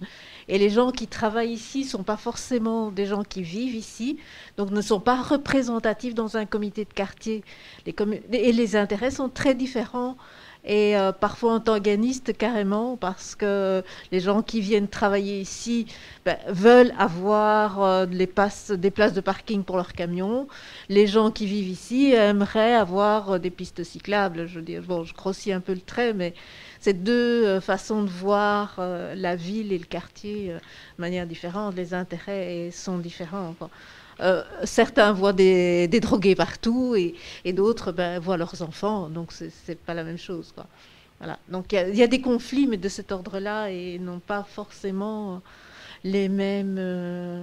Non, pas les mêmes objectifs du tout. Ne recherchent pas du tout la même chose en termes de quartier et de vivre ensemble. Je ne sais pas s'il y a un tel clivage. Moi, voilà, je suis travailleuse du quartier, j'habite pas loin, j'habite près de la gare du Midi. Forcément, je suis assez d'accord sur le fait qu'il y a des personnes qui travaillent dans le quartier et qui n'habitent pas le quartier. Par contre, dans les besoins, je pense qu'il y a quand même pas mal de personnes qui habitent le quartier et qui vivent des ressources du quartier. Après, dans quel type de travail salarié, formel, non formel, etc. Je pense que c'est pas aussi... Après, il y a des choses qui sont exprimées, et je crois que c'est ce que Mathilde disait un peu tout à l'heure dans son étude. Je ne suis pas rentrée dans les détails. Voilà, tu n'as pas besoin de micro, on t'entend. Je ne suis pas rentrée dans les détails, mais du coup, le comité de quartier était mixte, habitants et commerçants, et effectivement, il y avait des tensions justement sur ce qu'ils voulaient. Et effectivement, ce n'est pas forcément les mêmes besoins. Alors, même si, encore une fois, il y a des choses sur lesquelles, par exemple, la propreté... Il y a des forts constats qui se font des deux parties et des envies de répondre avec les mêmes besoins, mais c'est vrai que ça peut causer des tensions, ça a créé des frictions. Le comité Triangle Pecker que moi j'ai étudié était plus axé commerçant, que le comité Triangle Septembre lui était plus habitant, et c'est vrai c'était pas la même sociologie des gens, c'était pas les mêmes besoins. C'est clair que c'est pas la même chose habiter et vivre dans un quartier, même si évidemment il y a des choses qui peuvent se recouper. J'ai une petite question. Je me demandais si vous aviez croisé des comités de quartier dans votre terrain à Roubaix. Ah oui, il y en a plein des comités de quartier. Légalement, ils existent, mais ils n'ont pas eu la fonction. Ils n'avaient plus déjà à l'époque la fonction d'organisation autonome, résistante, qu'ils ont dû utiliser et être au début des années 70-80 quand ils ont été créés. Donc les comités de quartier, on ne les a pas étudiés, on ne les a pas suivis du tout. Et inversement, c'était significatif que les trois mobilisations qu'on a vues pendant le terrain d'enquête se sont créées dans bien d'autres espaces que les comités de quartier institués par la mairie, qui sont institués légalement partout en France, en fait, dans chaque commune. Donc en fait, c'est des collectifs dépendants de d'un centre social ou bien dépendant d'un quartier, d'une association de jeunesse, face à un conflit qui rompt en fait l'équilibre, l'économie morale populaire qui permet que ça tienne, lorsque les pouvoirs publics veulent privatiser la crèche, lorsqu'ils veulent détruire des logements, lorsqu'ils veulent réprimer un travail ou encadrer le travail quotidien, c'est là où l'organisation, la mobilisation se produit. Donc on l'a plus vu en dehors de ces espaces, paradoxalement. Oui, moi je me demandais juste par rapport... Donc ici à Kreugem, dans le quartier des voitures, les propriétaires des garages finalement disposent d'une certaine maîtrise foncière, étant propriétaires de grands espaces dans le quartier.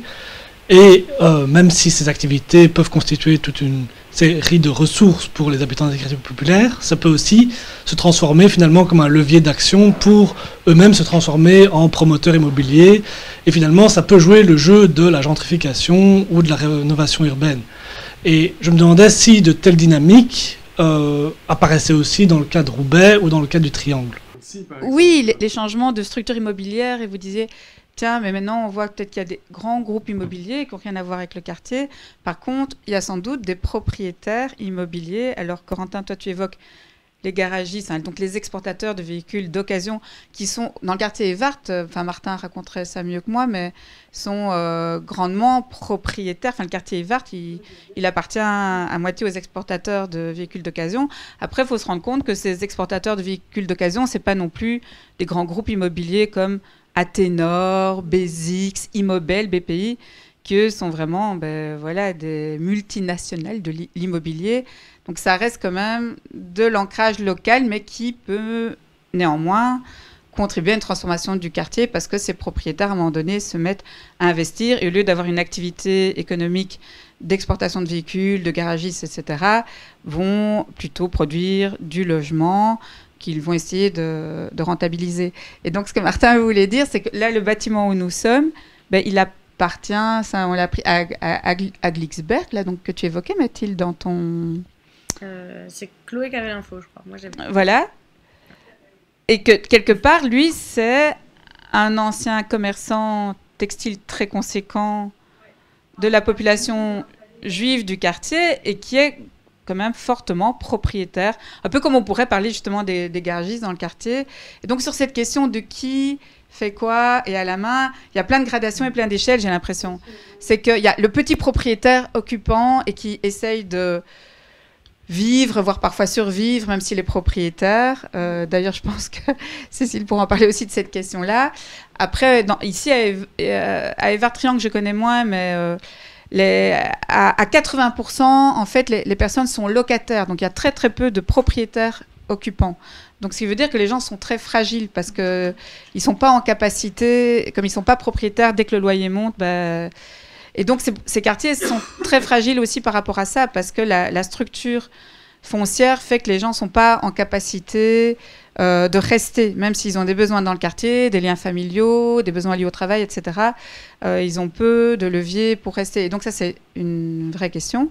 Et donc, il y a le locataire, puis il y a le petit propriétaire, et puis il y a ces propriétaires, mais qui sont liés à la structure historique économique du quartier, qui peuvent être, si on parle des abattoirs, la famille Blanc, elle reste encore propriétaire de toute une série de biens, la famille des abattoirs.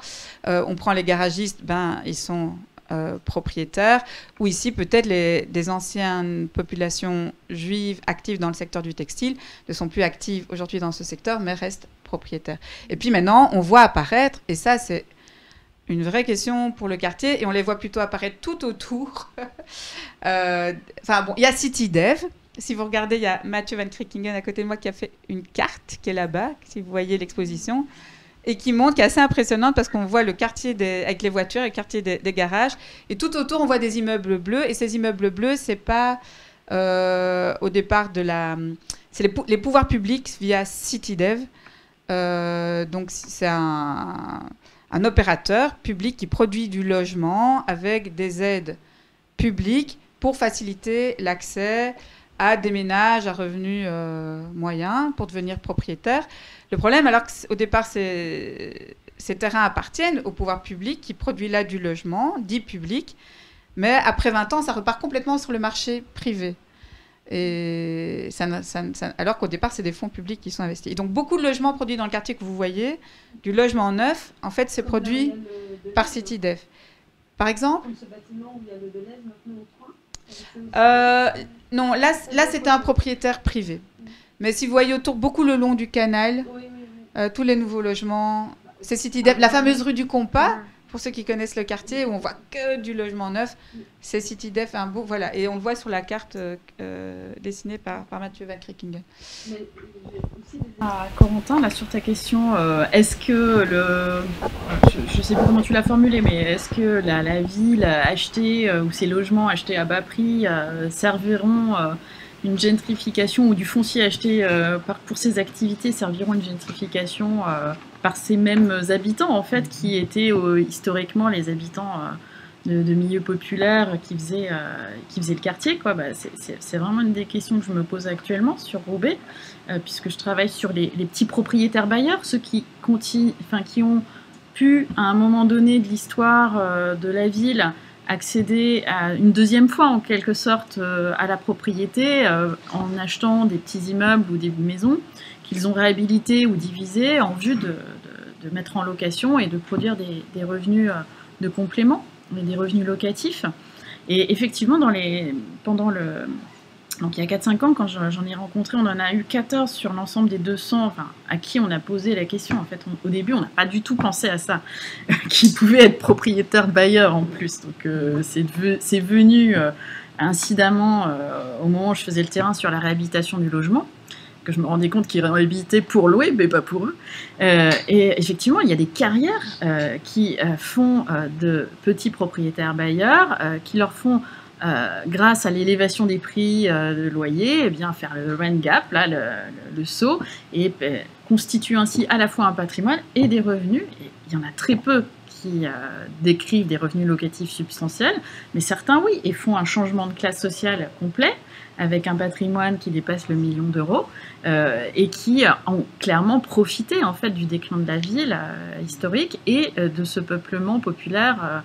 Et c'est une question au-delà de cette anecdote que je me pose, c'est en quoi, pour les générations de travailleurs issus de l'immigration essentiellement maghrébine des années 60-70, ça a pu être une des façons de maintenir un statut social ou de limiter la casse de la désindustrialisation par ces revenus de substitution qu'ils ont pu constituer dans les années 90 ou 2000. Encore récemment, en fait, on pouvait acheter, au début de l'enquête, on pouvait acheter une maison dégradée à Roubaix pour 30 000 €, tout refaire et mettre en location derrière. Là, c'est plus trop possible, mais ça l'a été. Donc ça, c'est une question qui se pose, j'imagine, ici aussi, qui s'est posée, en fait, à qui et comment, qui sont les propriétaires qui mettent en location. C'est pas que des grands groupes. En France, c'est loin d'être le cas. Très loin, 95% des logements locatifs sont des logements loués par des personnes physiques. Par contre, ils peuvent être multipropriétaires, avoir plusieurs biens. Mais une bonne partie d'entre eux ont un seul bien. Ils sont des gens qui... Donc ce qui m'intéresse, c'est de savoir comment ils sont devenus... Ils se sont socialisés à ce rapport marchand au logement, qui souvent est totalement éloigné de leur valeur d'usage historique en tant qu'habitants. Et donc, oula, est-ce que c'est du travail? Est-ce que c'est du travail de subsistance? Voilà, c'est ces questions-là que je me pose. Bonjour, je me demande, est-ce qu'il y a une volonté de formaliser les activités informelles que vous avez décrites entre les personnes qui travaillent dedans? Et si oui, est-ce que vous connaissez des bons exemples pour formaliser ces activités sans les muter, quoi? On parle peut-être des... j'ai noté ici des chèques, titres et services ou des monnaies locales. Qu'est-ce que vous pensez de ça? Alors, est-ce qu'on a tenté de formaliser le travail au noir en France? Oui, c'est vrai, vous l'avez dit, les chèques emploi-service en France servaient à ça. Ils ont été inventés pour que des particuliers emploient des travailleurs de service à la personne. Et c'est pareil ici. Okay. Donc ça, c'est typiquement des formes de formalisation d'un emploi ponctuelles, avec très peu d'heures, à domicile, réalisées dans le domicile des personnes, mais on peut mettre le jardinage et toutes les activités dedans, garde d'enfants évidemment. Ça n'a pas du tout passé du côté de la production de biens, ni de production de services fort institués comme les mécaniciens de rue, et j'ai envie de dire c'est même l'inverse, c'est-à-dire que la mécanique de rue, elle s'est développée partout en France, dans les quartiers populaires de Seine-Saint-Denis, etc. C'est pas propre seulement à Roubaix. C'est un symptôme de la crise économique et du fait que les classes populaires aux marge du marché du travail, elles représentent 15-20% de la population quasiment, voire plus. Ça dépend quelle frontière on met à la formalité de l'emploi. Donc non, les lobbies automobiles, ils ont plutôt lutté contre et ils ont dénoncé ces activités informelles. Donc dans la formalisation, elle vise surtout à réprimer pour l'instant, à part les tentatives de construction de garages solidaires organisés par la politique de la ville dans quelques communes de Seine-Saint-Denis. C'est les seuls exemples que je connais. C'est très très ponctuel. Vous avez quand même décrit des centralités populaires et puis des activités commerciales qui fonctionnent selon des logiques un peu différentes et puis du coup qui permettent de la solidarité entre les personnes. Et dans un contexte de crise comme on vient de vivre maintenant, est-ce que c'est des lieux où il y a une forme de faiblesse, de vulnérabilité, ou bien au contraire, ça a été l'occasion d'une plutôt résistance, d'une forme de solidarité? Est-ce que est-ce que c'est plutôt un plus dans une période de crise où le monde s'arrête et où tout change, ou bien c'est justement tellement précaire et informel que ça s'écroule encore plus vite que le reste? Moi, j'ai pu le voir à travers les comités de quartier, parce que le comité de quartier Triangle Pécœur, il est quand même né pendant le confinement. Donc, durant quand même avril-mai 2020, qui est quand même une période où les gens étaient très, très, très confinés, un moment de la crise quand même qui est très intense, physiquement, mentalement, tout ça. Et donc, on a comme vu des gens qui ont envie de s'organiser, qui ont envie de réfléchir le quartier, avec alors je ne l'ai pas expliqué parce que ce serait trop long, mais il y a eu tout un travail de mise en place de groupes de travail sur la sécurité, sur la propreté, sur l'aménagement du public, sur la mobilité, qui a été fait. Et donc on a des gens de tout horizon du quartier, commerçants, habitants, travailleurs, habitants, qui ont réfléchi à ce qu'ils voulaient pour le quartier, quand même dans un moment de crise. Alors il faut savoir qu'en plus c'est quand même un moment qui a été difficile pour Cure Game aussi, parce qu'on a un jeune qui s'appelle Adil qui a été tué par la police, qui s'est fait, suite à une course-poursuite, qui s'est fait écraser ou renverser par la police. Et ça a beaucoup ébranlé Cure Game de manière générale. Et donc ça a mis en débat aussi beaucoup de choses sur l'espace public, parce que les Chevines, c'est pour ça aussi qu'elles voulaient mettre ces bacs à fleurs pour apaiser la situation. C'est venu en sous-ton de tout ça, et ça a posé les questions de sécurité, de mobilité, de tout ça. Donc, je ne sais pas si c'est plus ou moins, si ça s'est plus ou moins fait à cause ou grâce à la crise, mais oui, il y a eu des moments. En tout cas, ça n'a pas empêché, je veux dire, l'émergence de réflexion sur le quartier. Alors pour Roubaix, je ne saurais pas te répondre précisément. Mais par contre, je pense que le confinement n'a pas empêché les projets urbains de continuer à se réaliser. Et à Roubaix, une autre phase de la rénovation urbaine s'est enclenchée dans une autre partie, dans la partie ouest de Roubaix, alors avec en moindre mesure, mais reprend des formules et des décisions qui vont à l'encontre, en fait, une fois encore, de l'habitat et du quartier, des quartiers visés. Alors, il y a certaines portions, c'est justifié, d'autres pas. Et au contraire, je crois que pour le coup, la mobilisation collective se joue moins ou peu. Et clairement, la solidarité s'est centrée sur les enjeux de subsistance alimentaire, par exemple. Les besoins pendant le confinement dur d'il y a un an étaient centrés là-dessus. Juste en fait, quand on prend tout ce qui s'est dit, etc., et tu en as parlé tout à l'heure, au tout début, sur les PAD, Et je trouve que ça reprend fortement tout ce qui est en train de se passer au niveau du canal. Et notamment décentraliser le textile à Ezel, c'est ce qu'ils vont faire avec les garages, avec les ouvertures qui sont en train de se faire, comment ça s'appelle, le parc d'Assenet qui est en train de se mettre en route, etc. Et comment ils sont en train de plus ou moins de couper le quartier pour donner accès à tout ça, et comment ça va donner accès à la privatisation des biens. Et comment ils vont déplacer des industries et la population en masse d'ailleurs. Et enfin voilà, tout ça pour dire ça. Non, mais je trouve que c'est intéressant ce que tu dis. Parce que Mathilde, tu parlais d'Adil, et moi j'ai vraiment eu l'impression que ce fait divers hyper trash a été instrumentalisé par la commune pour dire tiens, voilà, les routes sont dangereuses, il faut mettre des bacs à fleurs, et on sait qu'il y a une demande des habitants pour apaiser le quartier, et quelque part il y a l'instrumentalisation de quelque chose de super dur. Et quelque part, le parc de la Sénète, pour ceux qui connaissent un peu, c'est un parc qui doit relier la porte de Ninove aux abattoirs. Et ici, on sait bien, tout le monde a besoin de parc. Enfin, tout le monde a besoin de parc, tout le monde a besoin d'espace vert, tout le monde a besoin de respirer, etc. Donc, on ne peut que rêver avec ça. Et en fait, quand on voit ce qui se dessine avec ce parc de la Sénète, je trouve que c'est un peu ce que tu viens de dire. On a assisté récemment à plein de réunions de quartiers organisées par les pouvoirs publics sur ce... En fait, ce parc de la Sénète coûte un pont. En fait, c'est de l'argent et de la commune et de la région, parce qu'il se fait au prix de l'expropriation des activités pour partie des garagistes, que les sols ici, comme ils sont industriels, c'est des sols pollués. Donc il faut payer la dépollution des sols. Après, il faut payer les garages qui fonctionnent, en fait, qui ont une activité économique. Après, on peut effectivement débattre de la difficulté de cohabitation, mais donc on a une activité économique qui marche et qu'on exproprie. Donc tout ça coûte très cher.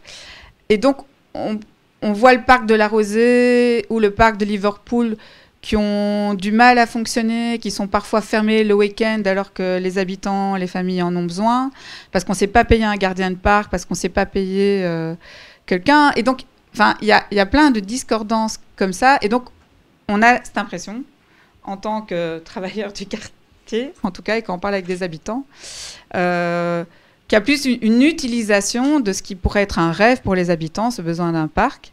Et dans le film, d'ailleurs, de La Pile, ça raconte un peu ça, c'est que on dédensifie, on crée de l'espace vert, mais en faisant ça, on exproprie des habitants. Et donc, c'est comment prendre conscience de ça, que les pouvoirs publics sont très forts pour nous vendre du rêve. Ici, maintenant, on nous vend tout le temps la Seine. Alors, partout, on va remettre à ciel ouvert la Seine. Début de semaine, je vais à Coordination Seine, et le gars de Coordination Seine se penche sur le canal, il y a plein de poissons morts. Et en fait, ces poissons morts, c'est la Seine qui a un égout, en fait, qui se déverse dans le canal. Et donc, l'eau du canal, qui est censée être une eau relativement, peut-être pas potable, mais en tout cas acceptable, reçoit ces eaux d'égout, en fait. Et on fait rêver les habitants en disant « Oui, on va remettre la Seine à ciel ouvert ». Mais la Seine, en fait, à l'heure actuelle, c'est encore un peu là où se déversent les égouts. Et moi, j'ai été me balader avec des potes en caoutchouc dans la Seine, et pas au musée des égouts, là où on fait tout un peu nickel et tout est bien, mais en dessous de la grande place, en fait, je suis descendue un jour où c'était possible avec ceux qui travaillent là en dessous et qui raclent les fonds de la Seine, et avec toute la merde qu'il y a là en dessous. Et donc, on fait rêver les gens sur quelque chose qui est légitime, mais pour en réalité transformer les choses. Et donc, je crois qu'il y a au départ déjà une prise de conscience de ça, et ça, effectivement, c'est pas simple. Donc, on est toujours intéressé de pouvoir en discuter. Donc, merci pour ta prise de parole. Oui, je vous en prie, merci d'être venu, super sympa, bravo. Bisous à tous. Tout grand merci, mais donc, je vais pas être long, c'est juste un tout petit mot, mais c'est vrai que c'est pas si simple pour nous d'évaluer si vous étiez là mardi, si vous venez d'arriver, si vous prenez les choses en cours, si on va vous revoir samedi pour la dernière partie du cycle. Donc voilà, puisqu'il y a quand même plusieurs personnes parmi vous qui découvraient ou qui arrivaient à ce moment-ci, je vais vous faire un tout petit mot d'introduction sur pourquoi ce cycle et quelles sont finalement les thématiques qu'on cherche à discuter dans ce cycle autour de la gentrification. Mais donc voilà, on a décidé d'organiser avec l'UPA un cycle en 3 parties. autour d'un débat, d'une discussion avec des chercheurs qui ont fait un travail assez conséquent à Lille et à Roubaix sur les transformations des quartiers. Et donc on a discuté mardi de toutes les similitudes qu'on a pu déjà observer entre ces quartiers de Roubaix, que vous allez voir dans le film ce soir, et le quartier ici de Kurugem. C'était un premier moment de rencontre. On veut poursuivre ce soir autour de la projection d'un film documentaire que vous allez découvrir dans quelques instants, mais qui illustre la résistance d'habitants vis-à-vis de nouveaux projets de transformation.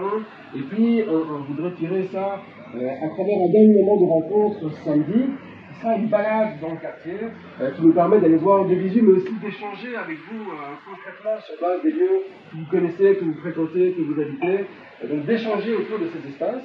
Et puis de reprendre des ateliers ensemble pour un peu réfléchir plus loin autour de cette thématique de transformation du quartier, de rénovation urbaine et de gentrification.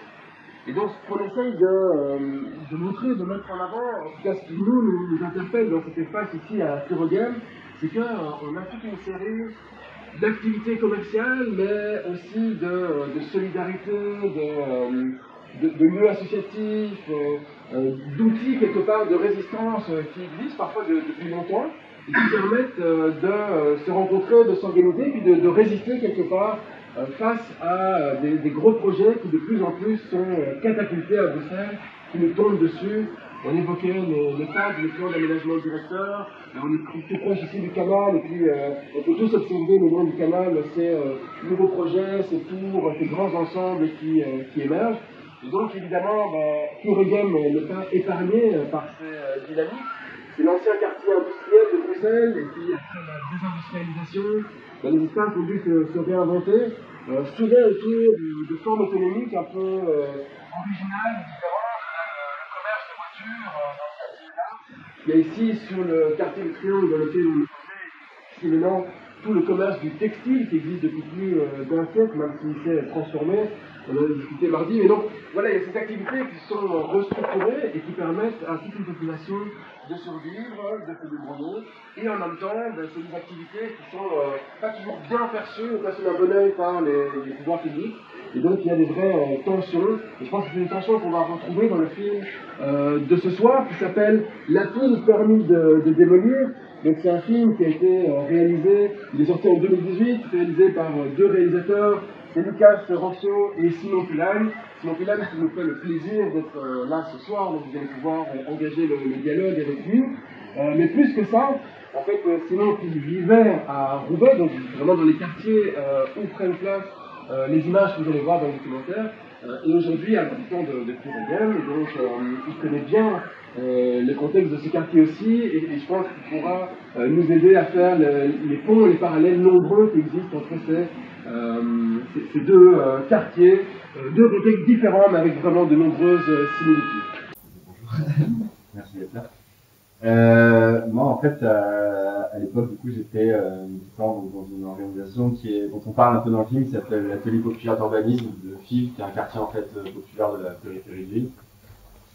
Et je venais de déménager à Roubaix, en fait, et pour d'autres raisons, bref. Et c'était à ce moment-là, en fait, que du coup, j'avais eu écho de ce qui se passait. En fait, c'était les gens de la tête de quartier, du coup, du ville, qui étaient venus nous chercher parce que, en fait, nous, on travaille sur, on va dire de manière globale, sur le droit au logement, on soutient beaucoup de locataires pour des questions d'insalubrité, d'expulsion, de dette, etc. Enfin, plein de problématiques liées à ça. Et en fait, on était venus nous chercher pour un appui technique, pour des questions voilà, liées notamment à ce moment-là de l'utilité publique du projet qui permet du coup à la pouvoir public d'exproprier des propriétaires sans leur aval, quoi. Et du coup, moi, je suis rentré par cette porte-là. Et donc, Lucas, avec qui j'ai réalisé le film, lui, qui est journaliste, était en résidence à Roubaix, l'éducation de médias. Et du coup, on participe beaucoup à ça. Et en fait, ouais, il y a un moment donné où je pense qu'on voit un peu genre l'espèce de difficulté à trouver des solutions en termes de mobilisation, en termes de réussir à peser dans le rapport de force, et que en fait, à un moment donné, le fait de vouloir faire un film, je pense pas que les gens pensaient que ça allait changer les choses dans l'immédiat par rapport à leur situation, mais c'était un peu une manière de marquer le coup et d'être content, enfin de retrouver une forme de fierté en fait dans ce qu'ils avaient fait, et de dire que tout ça n'était pas vain et que ça c'était quand même une force et qu'ils avaient envie d'en garder quelque chose et de montrer en fait que leur point de vue surtout qui était jamais pris en question, que ce soit par les pouvoirs publics mais aussi par les médias, parce que c'est toujours été un quartier qui était stigmatisé comme le quartier le plus pauvre, le plus pauvre de France, etc. Enfin, c'était des conditions à la misère. Où en fait les gens ont très rarement ou alors par les intermédiaires vont assister quoi. Et je pense que c'est